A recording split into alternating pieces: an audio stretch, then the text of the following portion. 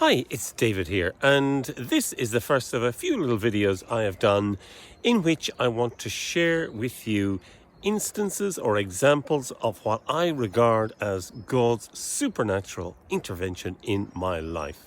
A grand title, but I couldn't think of a better name for it.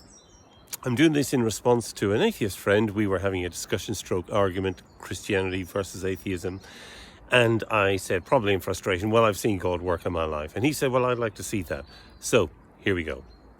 The first one, I've been a Christian for something like 34 years. So the first instance I want to speak about was back in 1987. I had a good friend who used to talk to me a lot about Christianity. I had no interest in it at all. I was probably something of an agnostic, thought God was up there in heaven, but, far too busy running the universe. Basically, that the power above had no interest in an individual. That's where I was. He said to me, okay, that's a good prayer. Why don't you ask God that if that is true, then that he would show you? So I had prayed that prayer and we had moved on, and I'd probably forgotten about it. I'd asked God, okay, well, if you are actually interested in an individual, can you let me know? Anyway, move on. I am a musician. Many of you may know me. I'm a bassist in the Bournemouth Symphony, and I was at that time. But I had been given an opportunity to go and study in the US of A. I'd attended Aspen Summer School, met a very fine player, and he had invited me to go and study at Indiana University. So I was very keen on doing that. But I was in a dilemma because generally you would get a job like I had after this sort of study. You don't go and study after you have a job, and yet it was a wonderful opportunity. So I was really torn, and I was in somewhat turmoil, just incapable of making a decision. And it was crunch time around Christmas. Now my family came over and dragged me along to Mass, which, I didn't go to church ever, but I thought, well, I'll go along, it's Christmas. And during this Mass, the priest was, going on various prayers and reading the Bible as they do in these church services. And but at one point, he read a phrase that really struck me. And I went back to it. I had a little leaflet with a text on it. And I read it again. And I read it again.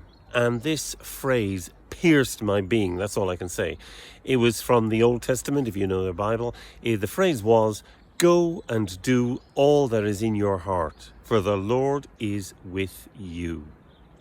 Now, this phrase struck me, and within 30 seconds, I went from being a tortured, indecisive individual to somebody who knew exactly what needed to be done, and I couldn't wait to get down to work to hand my notice in and take up this wonderful opportunity. It wasn't as though, say, somebody had sat down with me and talked it through with me and I'd come to that conclusion.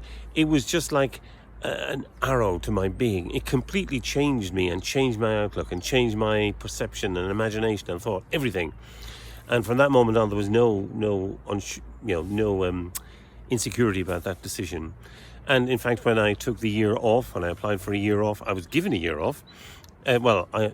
When I left my job, because I had asked for a year off actually and wasn't given it, because that's not something they did in those days.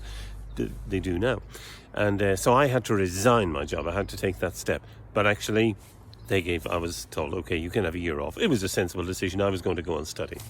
So, so all of a sudden, I was heading off to the States, and I would get there in September of the following year with my girlfriend who came out with me.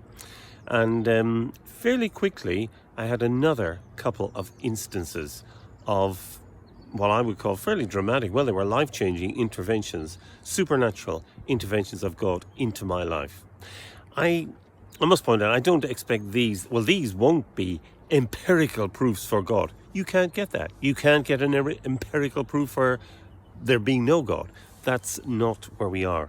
These, I hope as you watch these videos, you might see a pattern of, unexplainable things happening that, only point to God intervening in one's life. So next video, I'll pick up from the day we arrived in the States and what happened again. So hope you enjoy that. Thanks for listening.